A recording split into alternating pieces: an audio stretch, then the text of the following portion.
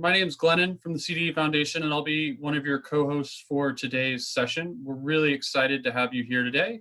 If you haven't done so already, we'd love to hear where you're calling in from, so feel free to drop that into the chat, and I'm going to share my screen, and we're going to get started. So a couple of helpful tips for today. Make sure you're muted. We do love seeing you. If you can turn on your video, we would love to do that if you're willing. And submit questions via the chat. We're going to also ask for you to participate throughout the session via the chat. And at the end, we'd love your feedback, so please share via our feedback survey at the end.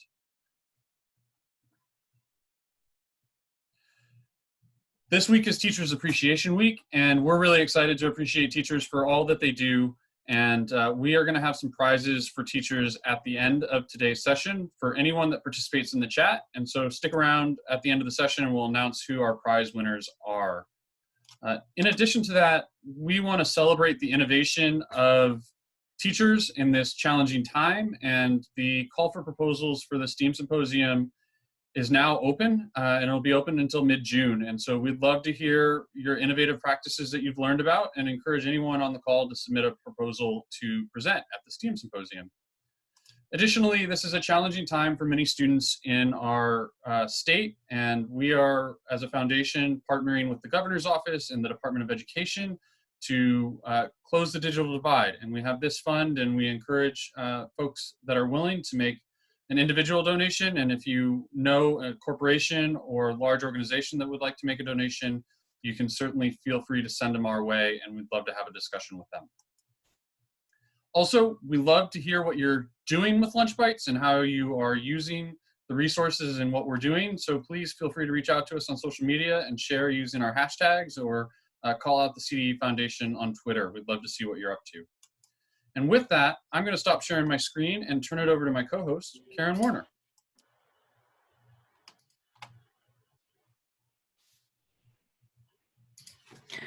Good morning, everyone. I'm really glad that you're here. And I have the delightful job of being able to introduce to you. We have Kendall Brown with us today. He is the Executive Director of the California Mathematics Project. And as always, you're going to be able to hear from him and be able to have a quick demo. And at the end, there will be some takeaways and plenty of time for a Q&A as well. So have you all welcome with me, Kendall Brown. All right, thank you very much. I'm very excited to be here. Glad you're all here to talk about this very important topic in mathematics education. So my focus today is on teaching mathematics for excellence, equity, and social justice. And so what I'd like to start, and you can respond in the chat, what does social justice and mathematics mean to you? So take a minute and respond in the chat to that question. What does social justice and mathematics mean to you?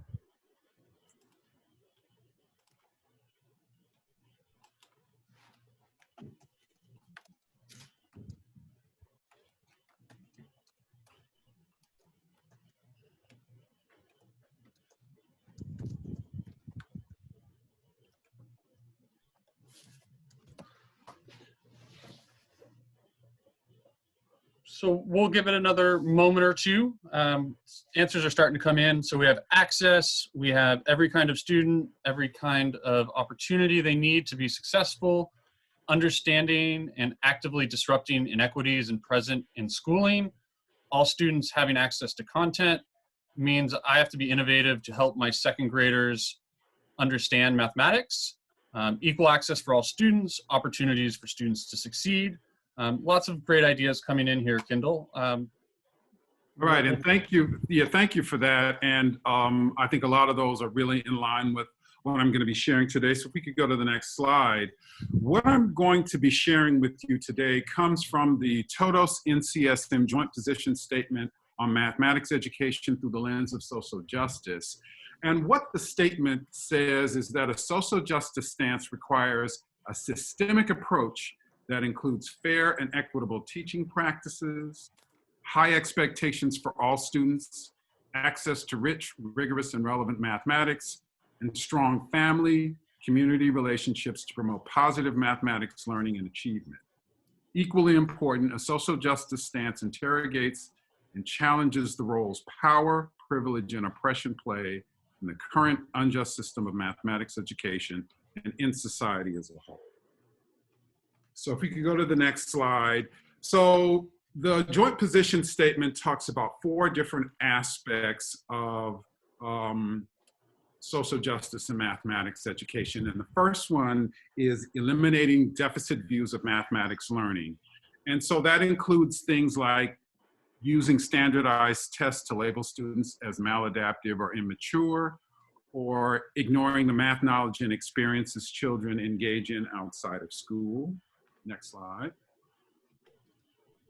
It's also eradicating mathematics as a gatekeeper.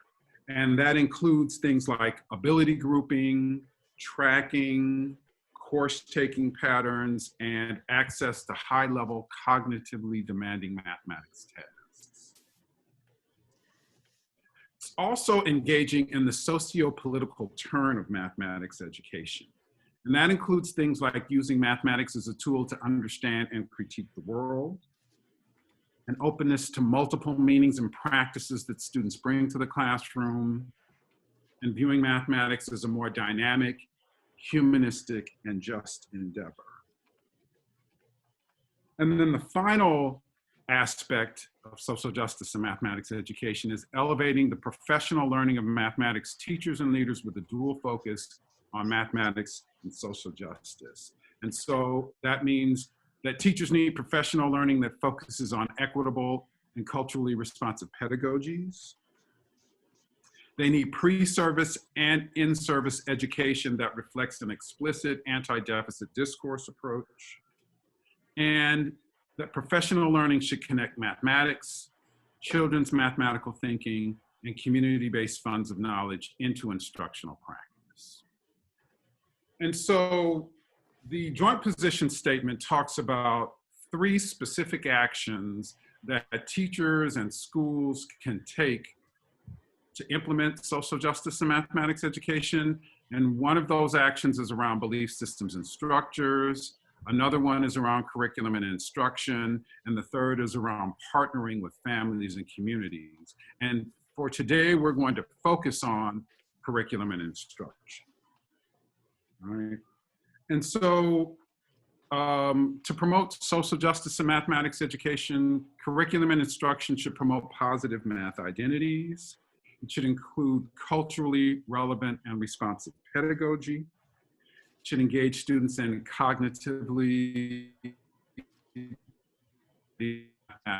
tasks, and it should require students to engage in collaboration and discourse. And so to go a little bit deeper into the curriculum and instruction piece, I want to talk about these 5 equity-based practices that can be found in the book, The Impact of Identity in K-8 Mathematics, Rethinking Equity-Based Practices. And they talk about these 5 different practices: going deep with the mathematics, leveraging multiple mathematical competencies, affirming mathematics learners' identities, challenging spaces of marginality, and drawing on multiple resources of knowledge. And so we're going to go deeper into each one of them. So the first one, and looks like the first one is going deep with the mathematics, but for some reason the title isn't there. And so in terms of going deep with the mathematics, that means, like I've said a couple of times, engaging students in high-level, cognitively demanding mathematics tasks, giving them an opportunity to demonstrate, use multiple strategies and representation. And it also involves analysis and justification. In terms of leveraging multiple competencies, students, again, should be engaging in collaborative learning, utilizing varying math knowledge to solve complex problems. Tasks should have multiple entry points that allow all students to engage in the task. And the assessment, content knowledge, and math practices should be around examining patterns, generalizing, abstracting, making comparisons, and specifying conditions. There we go. Okay, so the next equity-based practice is affirming mathematical learners' identities. And so that's promoting persistence and reasoning with complex problem-solving tasks, validating the math knowledge and experiences as math learners that the students bring to the classroom, and then focusing feedback on mathematical ideas and strategies, what's correct or incorrect, what strategies are productive or unproductive, rather than just focusing on mistakes and errors. And then challenging spaces of marginality, that's positioning students as mathematical resources, distributing the math authority as interconnected among the students, the teacher, and the text, and encouraging student-to-student interactions. And then the last practice is drawing on multiple resources of knowledge, including math, culture, language, and family. So tasks should involve stories and situations to solve or represent a problem. That previous knowledge should be used as a bridge to new learning. Tapping the math knowledge and experiences related to students' culture, community, family, and history as resources. Recognizing the strengths, recognizes and strengthens multiple language forms, the connection between the math language and everyday language, and then affirming and supporting multilingual. So I wanted to take a look at a task that embodies these 5 equitable teaching practices, but I want to start with a question to have you think about. What is fair share? What is fair share from a math standpoint, from a social standpoint, and if you can maybe provide an example too. So again, you can respond in the chat. Take a minute or so to respond in the chat. So the question again is, what do people define as a fair share? And please share in the chat.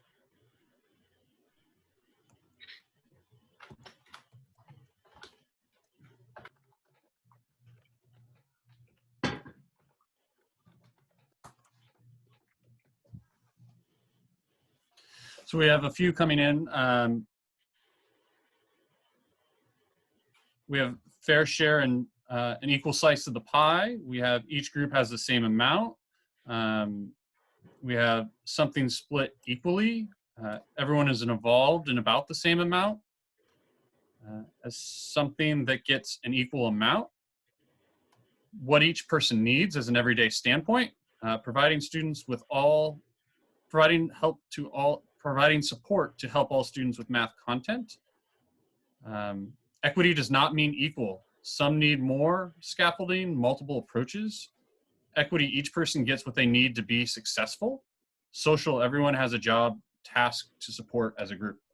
Okay, thank you very much for those responses. So I want to share with you a task that gets at this whole idea of fair share. So I'm going to have Karen read the task to you. Now, ordinarily, if I was doing this task with students, I would use a 3-read strategy where we would read the problem 3 times aloud. The first one, the question is, what's the problem about? The second read, what are the important quantities in the problem? And the third read is about what mathematical questions could we ask about the task. But since we don't have the time, we're just going to do 1 read. So Karen.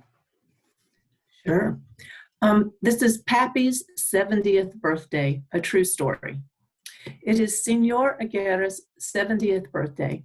His 3 children want to throw him a big party to celebrate. The hall, rental, mariachi, food, and decorations will cost a total of $4,500. The brother, a special medical doctor and anesthesiologist who earns about $20,000 per month, suggested the 3 children split the cost equally. One of the sisters, a university professor who earns about $6,000 per month, said that would not be fair.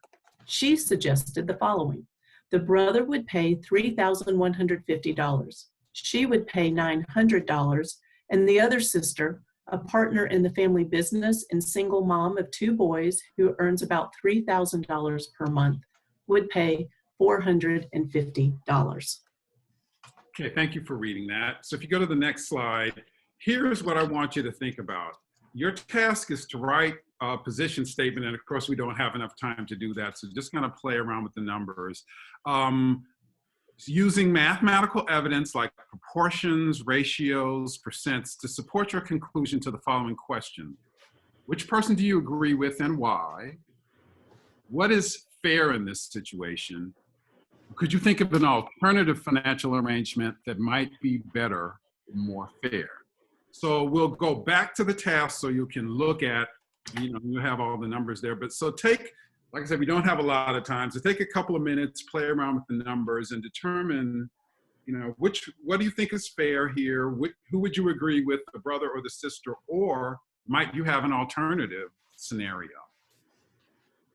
And in a moment here, I will launch, as people do some work at their desk, I'm going to launch a poll to see if you agree with the brother or the sister, or if you have an alternative. And what we'll do is we'll collect your responses via the poll.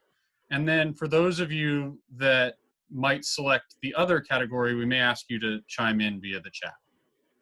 So I'm going to go ahead and launch the poll now, and we'll give you guys a minute or two to respond to the poll and play with the numbers on your end.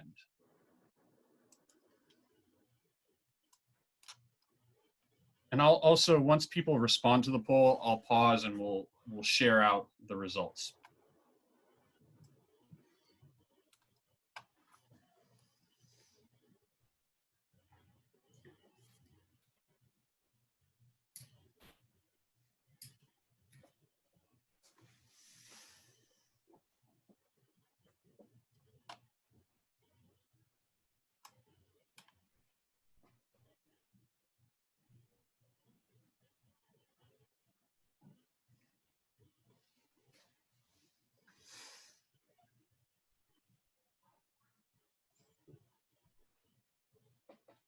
So we have about 45 people who have participated in the poll. If you haven't participated in the poll yet, please select a response, and we'll close the poll in about 20 or 30 more seconds, and then we'll share out the results and have a dialogue.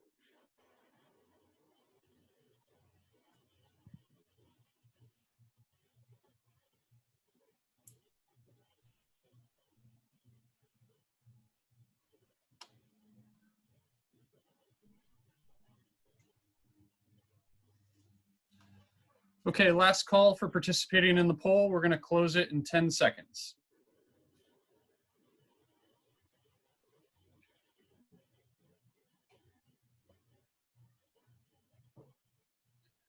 Okay, I'm going to end the poll, and I'm going to share the results with everyone.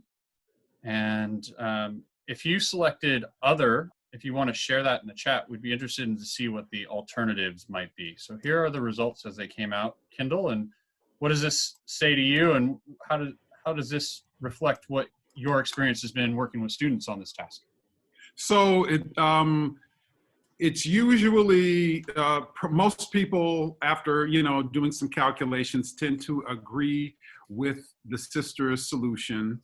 Although I often get alternative solutions as well, and very seldomly do I get people who agree with the brother solution, but I do get that oftentimes. So if we, I don't know, I'm seeing some different alternative solutions, I guess.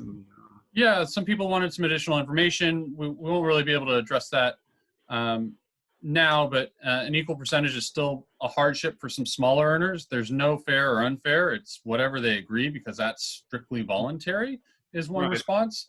So I'm going to go ahead and just stop sharing the results. Sure. And Karen can go ahead and advance the slides, and we'll continue along. And I agree that there's not enough information here, and that's part of the modeling process. It's making some assumptions. Oftentimes I've heard, well, the brother may have malpractice insurance and a house note and loans to pay back. Well, if you're solving this problem, then you need to take all of those different variables into account as part of your solution. But I'd just like to share some solutions that I've gotten in the past. So if you take a look at what's showing on the screen now, in scenario A, they're looking at the equal contributions and then comparing that to what the percent of monthly income is. And then in scenario B, they're looking at what it would mean if each person paid an equal percentage and how much that came to. So that's the sisters scenario. If you go to the next slide, this one, they did include a visual that looks at, if you take all of their salaries and add them together, what is the percent of each person's salary of that amount? And then they use those to calculate, and they could see that those were used to calculate the actual amounts that each person would pay, although they came up with an alternative solution that the doctor should pay the entire amount, right? We go to the next one. This one is also looking at the percentage of the party that each person is paying based upon their salary. And again, they give an alternative that the brother fronts for sister number 2 and she pays him back over time at a rate that she can afford. If we take a look at the next one, again, this is agreeing with the sister, where they did a visual looking at how much each person paid, but then they set up some proportions and came up with actually a more proportional amount than the amount that the sister came up. And they said that they felt that that arrangement was more fair because it's proportionally precise. So those are just some different kinds of solutions that I've seen in the past. So when we talk about going on with these steps to implement social justice and mathematics education, there has to be an accountability piece as well. And that includes creating professional learning opportunities and accountability systems that monitor the progress of implementation of those actionable items. Conducting annual audits on the implementation progress of social justice action items, and making informed adjustments to professional offerings and resources. And so in terms of resources, those are 4 different books. The first 2 are more for just reading and information and some research studies that just give you a really good background on social justice and mathematics education. The second one is about rehumanizing mathematics. The third book, Rethinking Mathematics, actually has mathematical activities. In fact, the Poppy's birthday problem comes from that book, and it has a number of different social justice and math activities at different grade levels. And then the last one is where I got those 5 equity-based practices from, which is also a really good resource because it has some really good reflection questions at the end of each chapter. So if you're doing this as like a book read or something like that at your school or any group that you might belong to. Next slide. And then here's a link to Math and Social Justice, a collaborative. The Math Twitter blogosphere is a group of mathematics educators that use the internet to share resources. And so they've set up a website that has links to a lot of different social justice curriculum resources. So that's also another really good source of activities and resources. And then finally, I'd just like to end with my contact information, my email address, the Math Project Statewide Office website, and we do have a Facebook page, so like us on Facebook. But I'll end there and turn it back over to Glenn. Thank you so much. Karen and I are going to go through a few more slides at the end. We have dropped the feedback form into the chat, so we really appreciate your feedback and want to say thank you very much to Kindle. And I'm going to let Karen take it over to kind of close this out. Thanks, Glennon. There's a couple of resources that I wanted to have you be aware of. Desmos is one. They do have some pre-made lessons, grades K through college, and you also can make your own lessons. But I thought for something, if you need something for tomorrow, Desmos does have things for all grades. You do not need to have logins for the students, especially those who are under the age of 13. You get a code, you give the children the code, and then they can do, these are lessons that are online lessons. Very interactive. I've put a couple of links here where you can go. There's an overview video. They also provide some PD within Desmos to guide you. So if you are the type that want to just go through and learn it yourself, you can, or if you would like to have some PD, they do have that embedded in. The other resource is Mathalicious, which is primarily for the middle school and high school grades. This typically is a paid resource. However, they do offer a 30-day free trial, which I thought could be interesting if you're trying to find some engaging math problems for students to go through. That they do have social justice lessons along with other lessons as well. They give you the plan and the lessons, so you could try that, and that would get you through to the end of the school year. So just trying to find some things that would be takeaways for you to use in the coming weeks. Yeah, and we found this via the link that Kindle shared, and the list of social justice lessons is focused, like Karen said, middle through high, but there's a list of at least 10 or 12 specific lessons related to that. So again, as a reminder, go ahead to the next slide. We're gonna stay on the line here for any question and answer. If you have questions, feel free to go ahead and start asking them in the chat. We do appreciate your feedback, and the feedback surveys in the chat, so please make sure to fill that out. And we've got just a couple more slides to close this out, if you could advance. Okay, and then Glennon, I do see a couple of questions in the chat.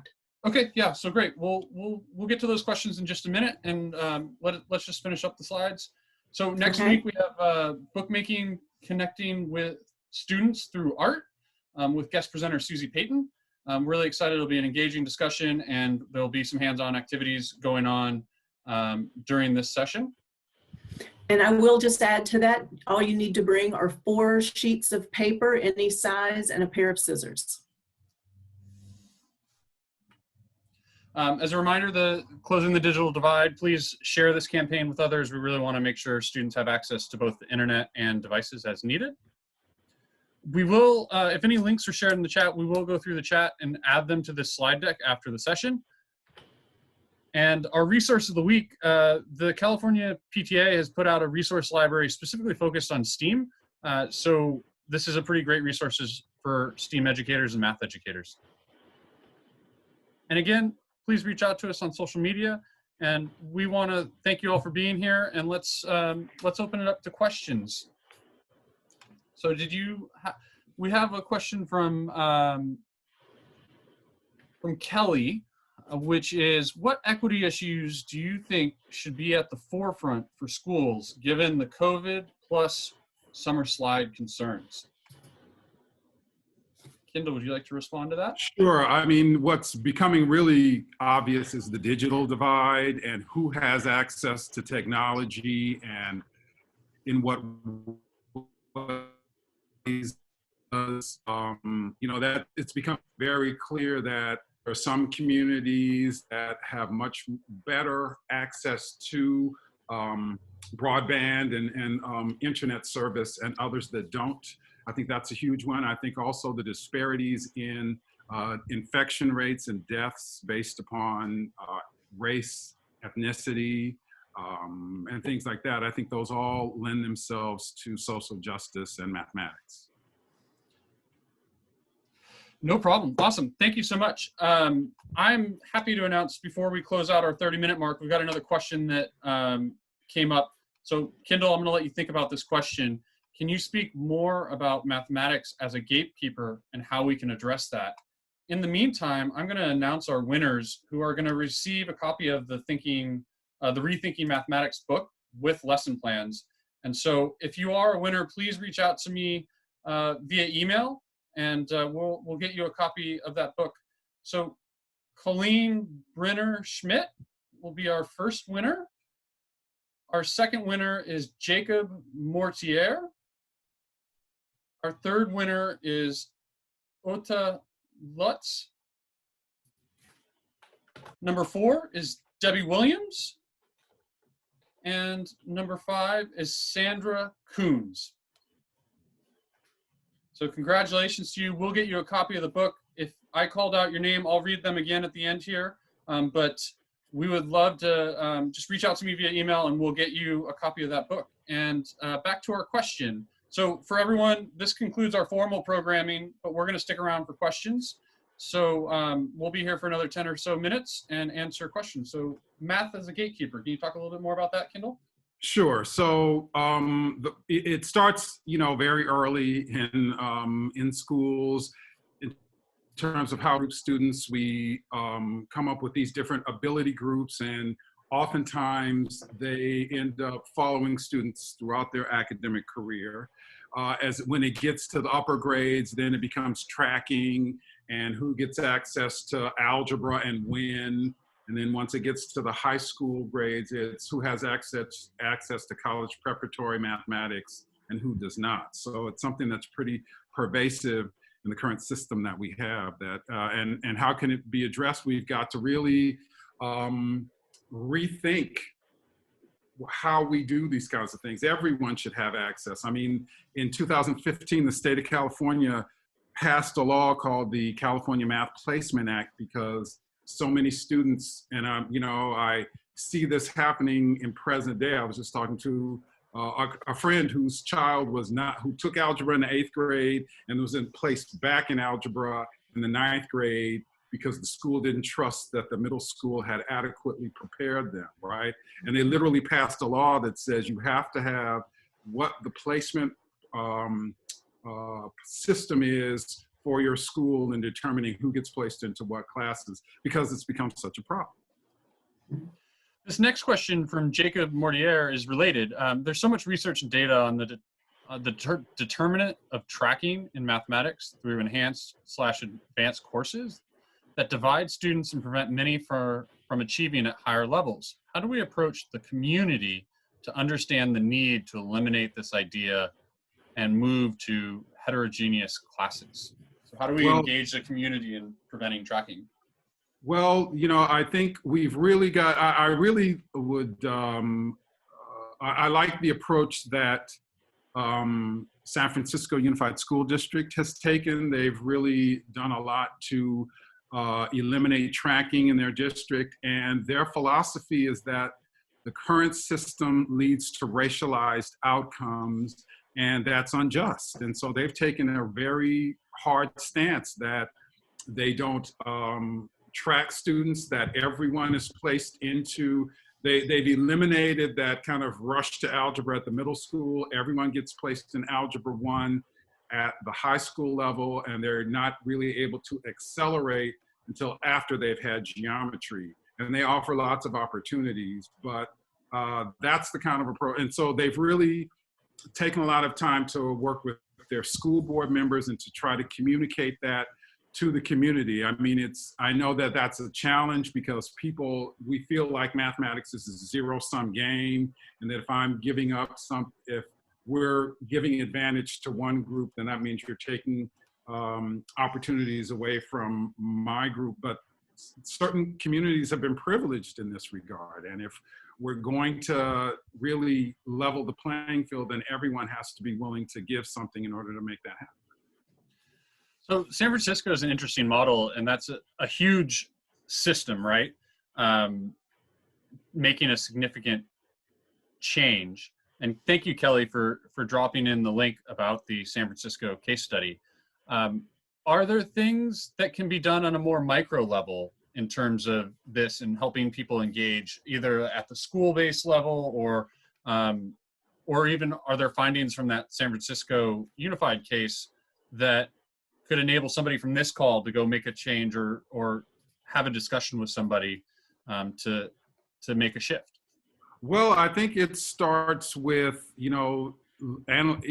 analyzing your data, right? Looking at who has access to what classes, what kind of curriculum, and what kind of outcomes do you want? I mean, people have to make a decision that this is what they want. It's not going to be easy. It's going to be challenging. People have to be willing to put in the work to make something like this happen. But if we really want to live up to, these social justice goals, then it's something that has to be done. But I think it starts with, partnering with, teachers, making the decision, partnering with families and communities to really build a broad base of support for making the kind of changes that have to be made. Yeah, and I'm going to add in, Kelly has thrown in here, it also starts with belief. Do teachers and students believe that everyone can achieve in high levels? And so some of this is beyond just what math is, but this idea that everyone can achieve. Right, and that's why the first action item in the position paper is focusing on belief systems and structures. So that is eliminating deficit language, right, and really making that a commitment that students are more than their test scores, right, and that really believing that all students are capable of being successful. And you bringing up test scores really makes me think of our current time where grading has changed. What are ways in which we can effectively provide feedback to students so that they feel empowered to improve? Well, we need to really rethink mathematics. Again, if we're talking about engaging students in high-level cognitively demanding mathematics tasks, that means these are tasks that are multi-step, that require students to provide justification and analysis. And so we need to really start thinking more like what language arts teachers do, where when a student turns in an essay, that isn't their final opportunity. They're going to get feedback on that essay and an opportunity to revise. And we need to start thinking about mathematics more in that way, where we give a student a rich task to solve, and they turn it in, and if it's not correct, we give them some feedback, we ask them some questions, and we give them an opportunity to revise their thinking, right? So it's going to take some real shifts in the way that we think about mathematics teaching and learning. Absolutely. I think, from my experience in working in maker spaces and hands-on learning environments, those are unique opportunities to provide feedback in a different way. Have you had experience in doing kind of how hands-on projects affect providing feedback or the structure of a lesson? Not so much hands-on, but I'm thinking about more like Mars. I don't know how many people are familiar with Mars tasks, but these are performance tasks where students, have to, again, I keep using the term high-level cognitively demanding mathematics tasks.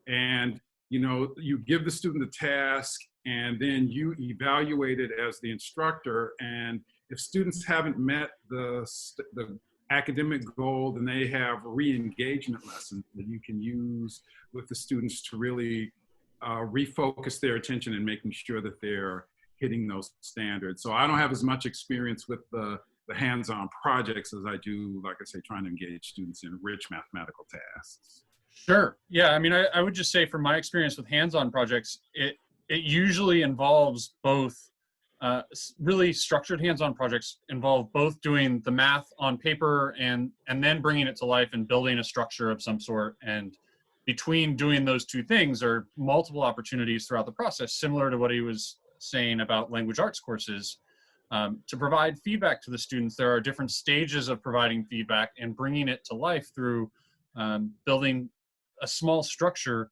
can really help provide more feedback and gives students opportunities. Usually hands-on projects are done collaboratively, and when you have collaborative projects, you have opportunities for students to give feedback to one another and really help advance their own math. Albert has a question here. I'm going to read it real quick, and we'll see what you have to say. So it seems that the disproportionately low numbers of students of color and women in the sciences is strongly tied to inequities in access to math because of using higher level math as a prerequisite to get into specific science classes and AP programs. What could science teachers do to help math programs with this issue? I don't know if I'm necessarily the most qualified to respond to that question. What I would like to see is more engagement in mathematics classrooms, in the mathematical modeling process and the statistical reasoning process, because particularly the statistical reasoning process models the scientific reasoning process, where you ask a question, you collect data, you analyze that data, and then you interpret the results, right? And so I think if, and so I'm a big advocate of data science and statistical reasoning as really a bridge between the mathematics and the science, so that students can get used to that kind of way of thinking and engaging in mathematics, and to be able to see that mathematics does have a very practical application, right? Yeah, and I would just add, the idea of interdisciplinary learning takes effort, and the coordination between a math and a science teacher to really bring a lesson to life that could be hitting math and science at the same time is a really exciting opportunity. But it does take the planning time to be able to coordinate that we're doing this subject in my math class and we're doing this subject in my science class. And they can collaborate and really bring something to life in a new way, because you can engage more people with real life examples. I'm going to do a last call for questions. It's been a really rich dialogue, Kendall, and want to thank you. If anyone has any final questions before we close out, please type them into the chat. Otherwise, we're going to conclude our call.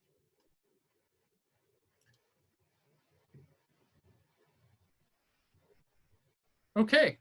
Thank you, everyone, for joining us today on Lunch Bites. It was an absolute pleasure. Great to have you here. Please make sure to fill out the feedback survey if you haven't done so already. And we look forward to seeing you all next week. Thank you so much for your active participation, and we will see you next week. The schedule of another Lunch Bites, can you please schedule another Lunch Bites with Mr. Brown? You're popular. We will try to do so in the future. We'd love to have him back. It's been a rich discussion, and we'll certainly do that somewhere down the line. But in the meantime, everyone stay safe and healthy, and we look forward to seeing you next week. Take care. Take care. Thank you. Bye-bye. Thank you. Bye, everyone.